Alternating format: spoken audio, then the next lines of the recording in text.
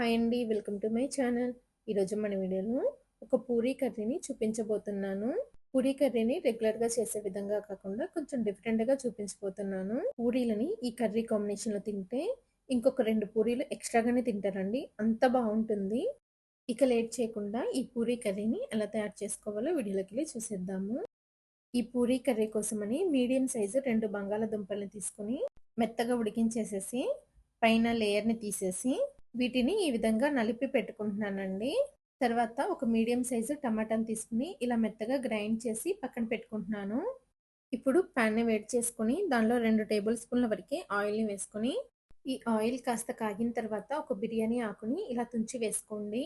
తర్వాత half tea spoon జీలకర్ర, half tea spoon సోంపు, 10 మిరియాలు, 2 ఎండుమిరపకాయలను వేసుకొని ఈ మసాలా దినుసుల్ని ఫస్ట్ వేయించుకోండి. సోంపు కనుక మీ దగ్గర లేకపోతే స్కిప్ చేసేయండి. ఉంటే ఖచ్చితంగా వేసుకోండి. సోంపు వేయడం వలన టేస్ట్ చాలా బావుంటుంది. ఇలా వేయించుకున్న తర్వాత ఇదే ఆయిల్‌లో 2 చిటికెళ్ళ వరకి ఇంగువని వేసుకోండి. ఈ కర్రీకి ఇంగువ ఫ్లేవర్ చాలా బావుంటుంది. ఇంగువ కూడా వేసిన తర్వాత ఒకసారి కలిపేసేసి 1 ఇంచు అల్లాన్ని తీసుకొని మీకెంత వీలైతే అంత సన్నగా కట్ చేసి వేయండి. తర్వాత 3 పచ్చిమిరపకాయలని ఇలా పొడవుగా కట్ చేసి వేసుకోండి.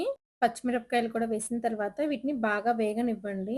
అల్లం అనేది బాగా వేగాలి. పచ్చివాసన పోయే వరకి బాగా వేయించండి. అల్లం వేగిన తర్వాత దీనిలో 2 టీ స్పూన్ల వరకి శనగపిండి వేసుకొని, శనగపిండి బాగా కలిసేట్లు లో ఫ్లేమ్‌లో కలుపుకోండి. ఈ ఆయిల్‌లో లైట్‌గా వేగుతుంది శనగపిండి. టేస్ట్ బావుంటుంది తినేటప్పుడు కర్రీలో కలిసిపోయి. ఇప్పుడు శనగపిండిని కూడా ఒకసారి బాగా కలిపేసేసి, మనం ముందుగా మిక్సీకి వేసుకున్న టమాటా ప్యూరీని కూడా వేసుకొని ఫ్లేమ్‌ని లో ఫ్లేమ్‌లోనే పెట్టి ఇలా కలుపుతూ బాగా వేయించండి. ఆయిల్ సెపరేట్ అవుతుందండి. అలా వచ్చే వరకి వేయించండి. కొద్దిగా అడుగు పడుతుంది అని అనిపించినప్పుడు కొంచెం వాటర్ ఏసుకొని టమాటా ప్యూరీని, శనగపిండిని ఉడికించండి. చూసారు కదా! ఇది మొత్తం బాగా ఉడికిపోయి ఆయిల్ సెపరేట్ అవుతుంది.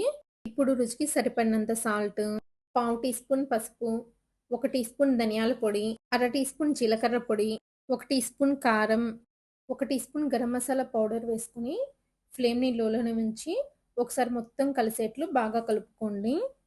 మీరు కారం ఇంకా కావాలనుకుంటే వేసుకోండి. నేను 1 టీ స్పూనే వేశాను. ఇలా బాగా కలిపిన తర్వాత మనం ముందుగా ఉడికించిన బంగాళాదుంప ముక్కల్ని వేసుకొని, ఒక గ్లాస్ వరకు నీళ్లు పోసుకొని మొత్తం కలిసేట్లు బాగా కలుపుకోండి. ఒకసారి టేస్ట్‌ని చెక్ చేసుకోండి ఇలా కలిపేటప్పుడు. మీ రుచికి తగ్గట్లు ఉప్పు, కారం ఉన్నాయా లేవా అని ఒకసారి చూసుకోండి. ఒకవేళ సరిపోకపోతే ఇంకొంచెం వేసుకోండి. నేను వేసిన వాటికైతే ఉప్పు, కారం సరిపోయాయి. ఇలా మొత్తం కలిపిన తర్వాత ఫ్లేమ్‌ని లో ఫ్లేమ్‌లో పెట్టి ఉడకనివ్వండి. మూత పెట్టేసి ఉడకనివ్వండి. కూర హాఫ్ వరకి ఉడికిన తర్వాత మూత తీసి ఒకసారి కలపండి. ఇలా ఒకసారి కలిపిన తర్వాత కసూరి మేతిని 1 టీ స్పూన్ వరకి వేసుకోండి. కసూరి మేతిని వేయడం వలన కర్రీ ఫ్లేవర్ చాలా బావుంటుంది. టేస్ట్ కూడా చాలా బావుంటుంది. కసూరి మేతిని వేసిన తర్వాత ఒకసారి కలిపేసేసి, మూత పెట్టేసేసి 1 లేదా 2 నిమిషాలు ఉడికిస్తే సరిపోతుంది. ఎక్కువ ఉడకాల్సిన అవసరం లేదు.